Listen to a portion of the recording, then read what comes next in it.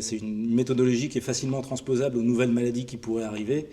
Et comme je vous l'ai dit, on a accès à des banques de médicaments ou de candidats médicaments. Donc si ça se trouve, le traitement d'une future maladie, on l'a peut-être déjà dans nos laboratoires. Oui.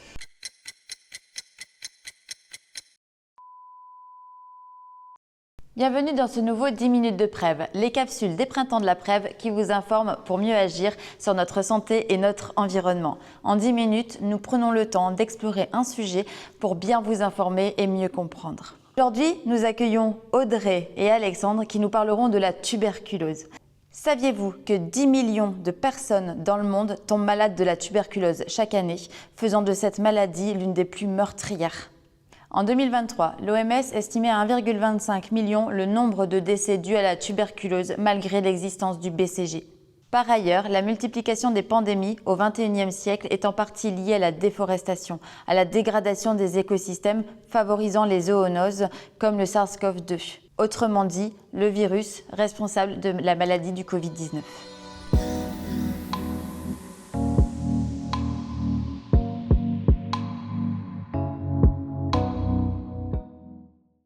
Bonjour Audrey, bonjour Alexandre. Bonjour Lia. Merci d'avoir accepté notre invitation.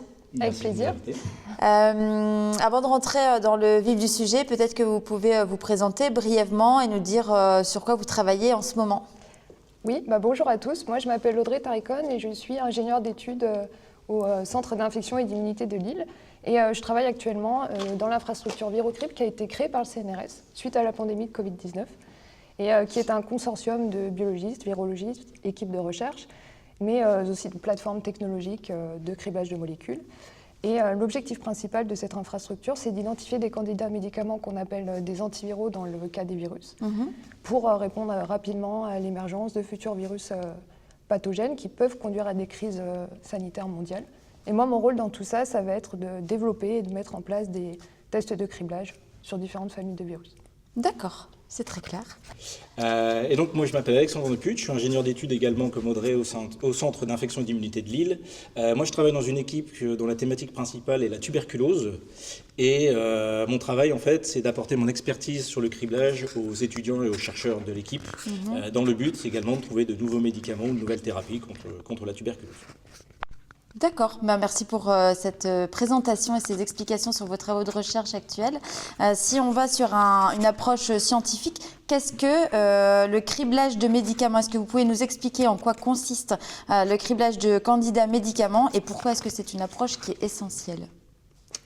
Oui, alors le criblage, c'est une approche, en fait, une méthodologie qu'on va mettre en place, notamment dans le cadre de la recherche de nouveaux médicaments, qui consiste en fait à tester de manière répétable, robuste et rapide des dizaines, des centaines, des milliers, voire des centaines de milliers de candidats médicaments. Donc ça peut être des molécules chimiques fabriquées en laboratoire ou autres, dans le but de trouver un médicament efficace contre une maladie. Dans l'équipe où je travaille, on travaille principalement sur la tuberculose, comme je vous l'ai dit.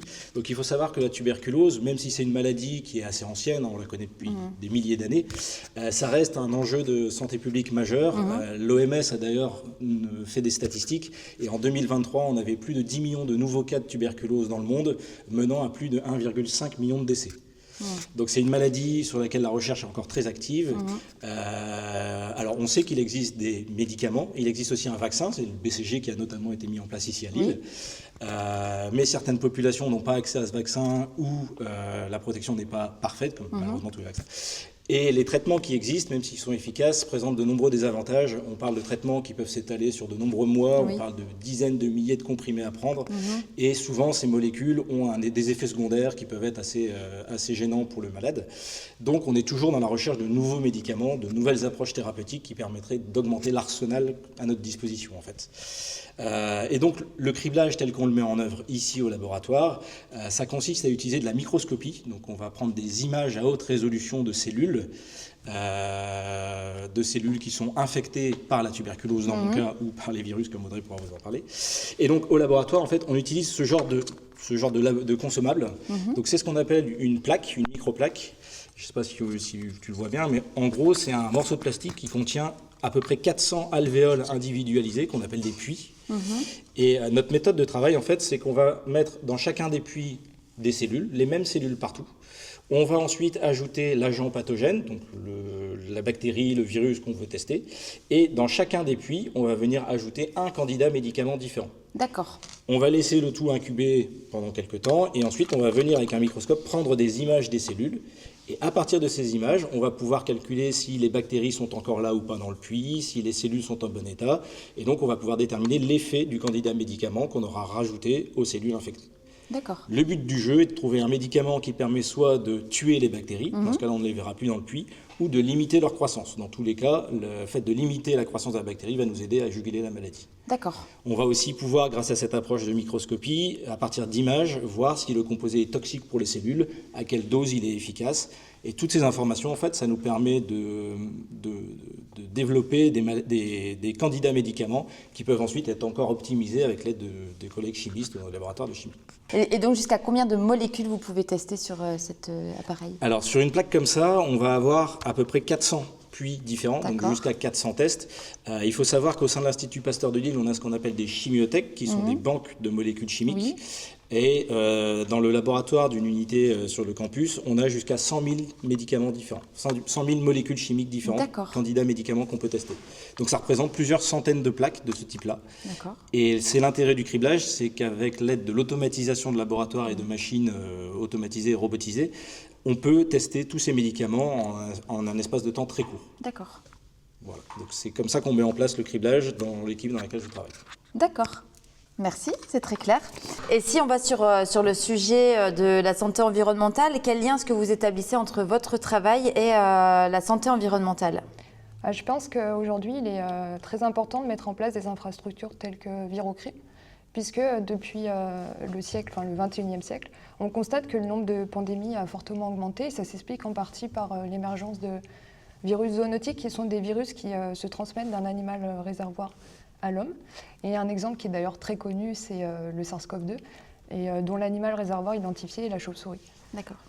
Donc le SARS-CoV-2, pour rappel, c'est le virus responsable de la maladie du Covid-19. Oui, c'est ça. Ce qu'on peut, avec le recul, on peut faire un lien entre l'atteinte à la biodiversité et puis les émergences de pandémies, parce qu'avec les activités humaines comme la déforestation ou encore l'élevage intensif, le développement urbain ou même la mise en place d'infrastructures telles que le trafic aérien, on augmente énormément en fait, le risque pour nous humains de croiser ces virus zoonotiques. Il faut garder aussi en tête que la biodiversité, elle est très riche et elle est très variée.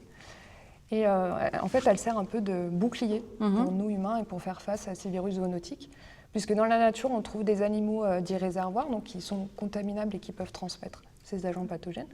Mais on a aussi des espèces dites cul-de-sac qui sont contaminables mais qui ne transmettent pas ces agents pathogènes et donc du coup on casse la chaîne de transmission.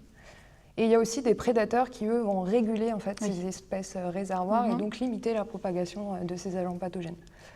Maintenant, si on diminue ce nombre d'espèces et donc on diminue la biodiversité, on prend le risque de faire disparaître des espèces cul-de-sac et des prédateurs. Et donc on favorise la propagation de ces agents pathogènes. Et si en plus on rajoute à ça la destruction de leur habitat naturel et la présence de l'homme dans ces zones sauvages, du coup la rencontre entre nous et ces virus zoonotiques est fortement augmentée et presque inévitable. Donc je pense qu'aujourd'hui, pour faire face à l'ère des pandémies et puis pour réduire leur nombre, c'est important de s'attaquer aux facteurs de risque environnementaux comme la déforestation, mais aussi la consommation d'animaux sauvages, puisque malheureusement on en voit de plus en plus dans les marchés dans le monde. Mais il faut aussi s'attaquer à la lutte antivirale, qui est aujourd'hui cruciale, puisque c'est important d'identifier et de développer des traitements comme des vaccins, bien évidemment, mais aussi des médicaments. Et c'est là où on apporte notre petite pierre à l'édifice. Merci, c'était très clair. Est-ce que vous avez quelque chose à ajouter à ce que vient de nous dire Audrey ? Oui, alors au niveau enjeux environnementaux, on peut aussi dire que beaucoup de composés chimiques qu'on peut tester en criblage peuvent venir de la nature en fait. Oui. On a des équipes de recherche qui vont dans des biotopes riches type forêt tropicale, récupérer des extraits de plantes ou autres, ou d'extraits de champignons ou autres qu'on peut tester ensuite. Et on découvre en fait que dans la nature, souvent les espèces ont évolué et peuvent avoir développé des défenses qui pourraient nous servir de médicaments à l'avenir. Donc la biodiversité est vraiment une force aussi pour la recherche de nouveaux médicaments dans ce cadre-là. Merci pour cette précision. Aujourd'hui, l'impact concret sur la prévention des pandémies, en quoi est-ce que votre travail peut anticiper justement l'arrivée de nouvelles épidémies ou de nouvelles pandémies? Eh bien, aussi, là, il y a une équipe de virologie moléculaire et cellulaire qui, au quotidien, effectue des travaux, en fait, sur des travaux de recherche pour mieux comprendre le fonctionnement de ces virus-là. Et c'est très important puisque ça peut identifier des cibles thérapeutiques. Et en parallèle, elle est complémentaire avec la recherche et le développement de molécules antivirales qui peuvent devenir d'éventuels candidats médicaments. Tout ça réuni et avec la mise en place de ces outils de criblage dans nos laboratoires, ça nous permet aujourd'hui de mieux faire face et de mieux répondre aux épidémies et pandémies actuelles et de demain. D'accord. J'ajouterais aussi que l'approche de criblage, c'est une méthodologie qui est facilement transposable aux nouvelles maladies qui pourraient arriver. Et comme je vous l'ai dit, on a accès à des banques de médicaments ou de candidats médicaments. Donc si ça se trouve, le traitement d'une future maladie, on l'a peut-être déjà dans nos laboratoires. Et il suffira juste de le tester de manière rapide. Et on a les équipements et les compétences en interne pour pouvoir réagir plus rapidement et potentiellement trouver des médicaments pour les futures maladies. D'accord. Et donc les médicaments existants pourraient aujourd'hui servir pour des nouvelles maladies qui pourraient arriver? Alors on a aussi la possibilité de faire ça, c'est ce qu'on appelle du repositionnement de médicaments. Donc au sein de l'Institut Pasteur, on a des banques qui comprennent toutes les molécules actives des médicaments et qu'on peut retester sur de nouvelles maladies. Et l'avantage de cela, c'est qu'un médicament déjà sur le marché pourrait arriver plus vite dans le cadre d'une nouvelle thérapeutique que de devoir recréer un médicament de zéro, où là on parle d'un développement qui peut prendre plusieurs dizaines d'années avant d'arriver sur le marché.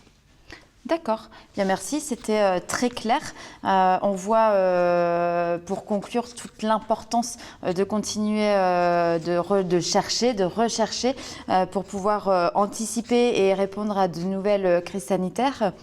Est-ce que vous avez un mot pour la fin? Oui, plus que jamais, il faut continuer d'investir dans la recherche pour justement être prêt à réagir et faire face à toutes ces épidémies et pandémies qui peuvent arriver, bien évidemment. Merci beaucoup. On voit vraiment que ces travaux de recherche et on voit vraiment le lien entre la santé de l'être humain, la santé de l'environnement, l'impact qu'aujourd'hui l'homme peut avoir sur la biodiversité et donc sur la continuité des pandémies ou l'émergence de nouvelles pandémies. C'était très clair. Merci à vous deux d'avoir participé à ce 10 minutes de Prève. Merci à toi. Merci.